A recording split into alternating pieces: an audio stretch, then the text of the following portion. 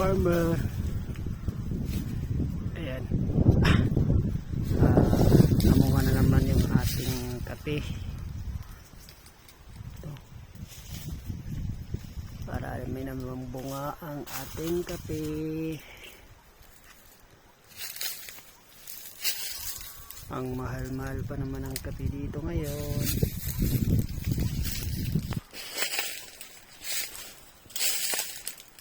Pero hindi masyado gaano.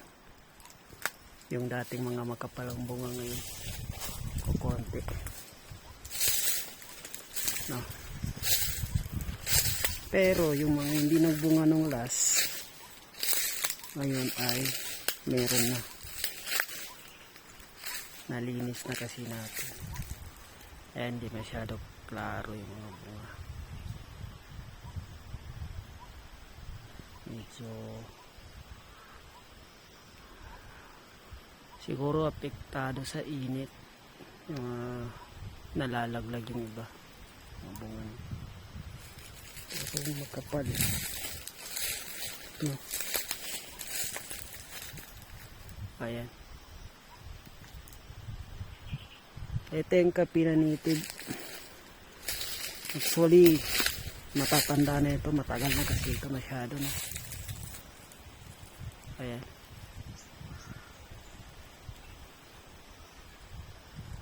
Hanggang doon sa baba. Hanggang dyan sa may poles.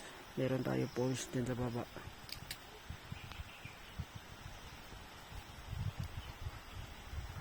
Ayan.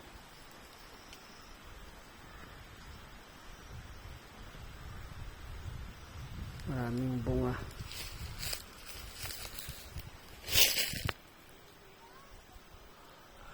Sa mga gusto ng santol pa dyan,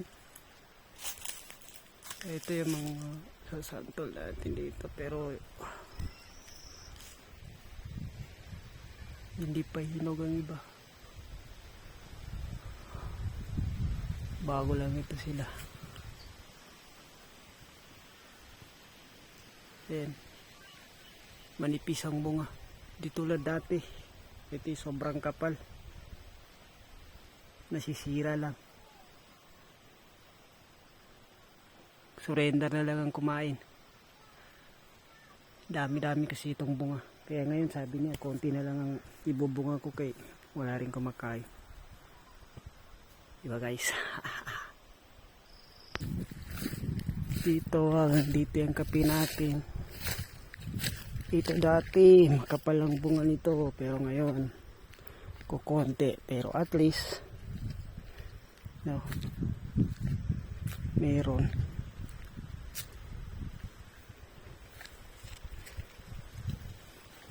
Ayan o, konti lang.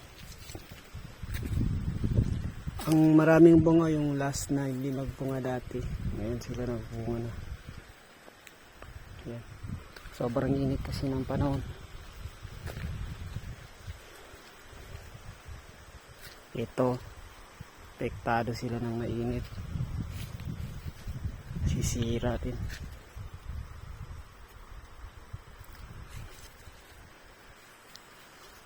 Sayang, ang mahal-mahal pa naman ng kape ngayon. Ito ang bunga. Ayan. Kita nyo, makapal yung bunga niya sa ilalim. Ayan guys.